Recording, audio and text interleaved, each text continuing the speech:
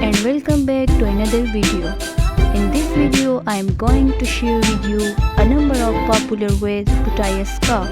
Here you will get the most attractive idea to wear a scarf.